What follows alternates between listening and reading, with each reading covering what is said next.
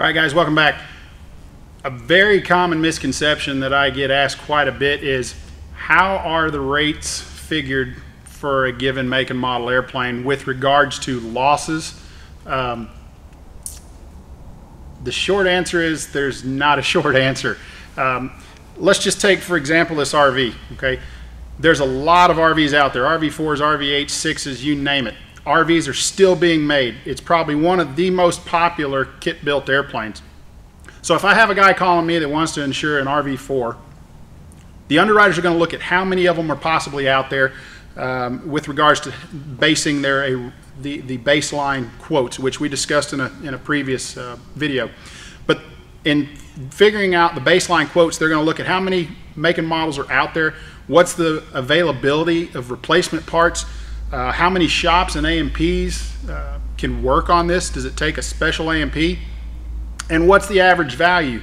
Then they're going to combine all that with what's our loss ratios, and loss ratio basically means how much have they paid out on losses compared to what they've brought in. That's the short and sweet version of a loss ratio.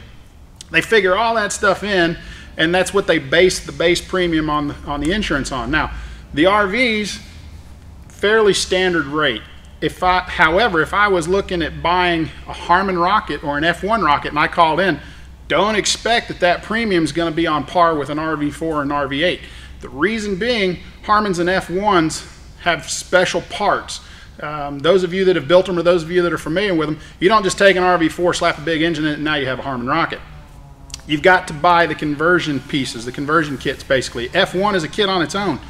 So don't think that if you've been flying this RV4 and you want to upgrade to a Harmon or an F1 that it's going to be on par based on an equal value. The premiums aren't going to be the same. The reason being, as we discussed, there's not near as many of them out there, and the parts aren't as readily available. Guys that fly malls, myself included, we have this idea that our rates are higher compared to a Cessna 180 or 185, and indeed they are, and there's good reason for that. Mall is a squirrely little airplane. It's got some high losses, but it's not fatal losses, and most of the time it's not total losses. Prop strikes, bent gear, and wingtips are very common. They're not extremely costly, meaning it's not a total loss, and you're not hitting into that $1 million liability if you've got bodily injury or a death, but they're constant, they're consistent.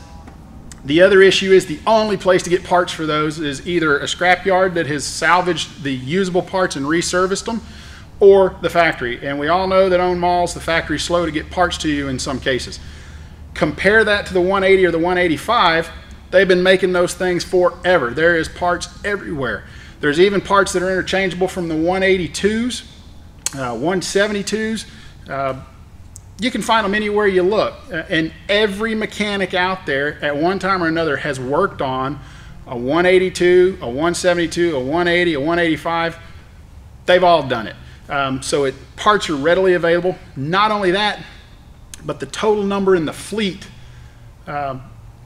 is taken into account as far as the premium goes. And the reason being, now you can spread that loss over more airplanes that you insure. So 180s and 185s, their fleet numbers are multiple times more than something like a mall.